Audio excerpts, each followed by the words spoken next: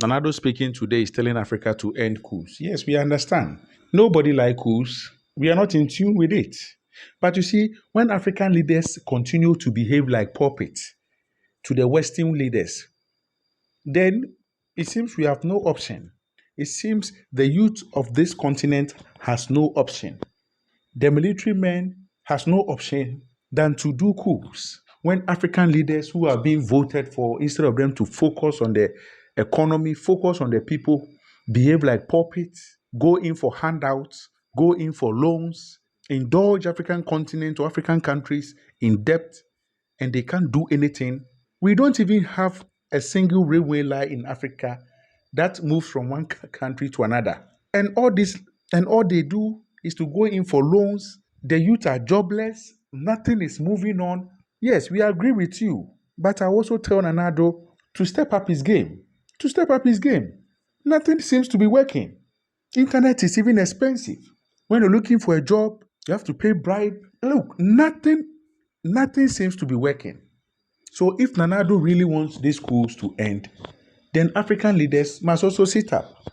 Listen to what he has to say. And if this is your first time watching Round Africa, don't forget to like the video and subscribe. Right Honorable Speaker, honorable members, we cannot run away from the fact that our region is confronted with a difficult economic, political, social, and security situation.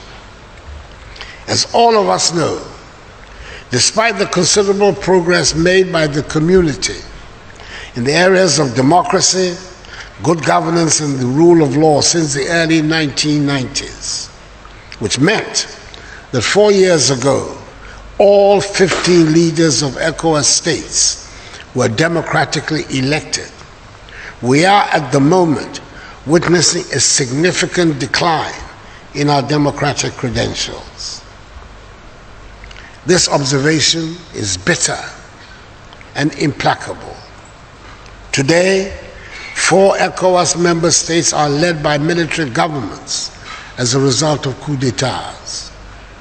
This sad and unfortunate development has created a state of palpable anxiety and tension in every corner of the region, raising the specter of regional instability, which we thought had been banished forever. Equally abhorrent is the culture of violence and disputes that characterize the periods of electing some of our leaders. Democracy in West Africa is in danger, and we must work even harder to entrench the principles of democratic accountability in the citizenry. In my opinion, regional democracy is currently facing 3 serious threats. Firstly, is the attempted confiscation of democracy by elites who engage through legal antics in the manipulation of constitutional rules and the subjugation of the institutions of the Republic with the sole aim of remaining in power.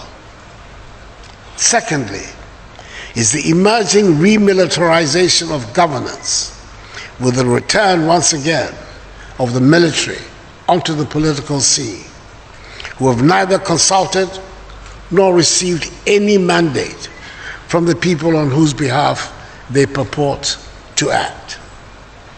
Lastly, is the wanton desire to destroy democracy by terrorist groups and armed criminal gangs who seek to establish zones of lawlessness in the absence of freedom in our region.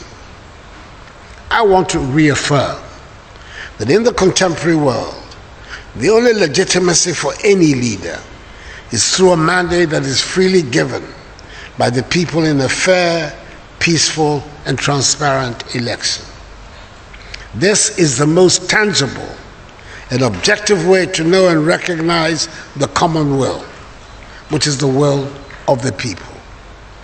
The election of Mohamed Bazoum in Niger embodied this recognition of the common will. And that is why the coup in Niger is particularly tragic for the consolidation of democracy in our region. It is also important to remind us that democracy is not, as some would have us believe, a Western concept, but rather a universal concept of general application. The history of the world, including that of Africa, testifies that the process of electing and installing leaders in democratic circumstances provides the best form of governance. The great British wartime leader, Winston Spencer Churchill, it was who said, quote, "Democracy is the worst form of governance, except for all the others," unquote. Modern history has taught us that tyranny, oppression, and totalitarian government do not last long. No matter how a people apparently reject democracy and civil liberty, circumstances would always force them back to embrace them. Consequently, any attempt at the manipulation of opinion and of the rules of the democratic game for partisan political ends always leads to a loss of legitimacy, which is reflected in the social tensions it creates. We must distinguish between legality and legitimacy, because our region will only experience genuine stability if our powers are imbued with both legality and legitimacy.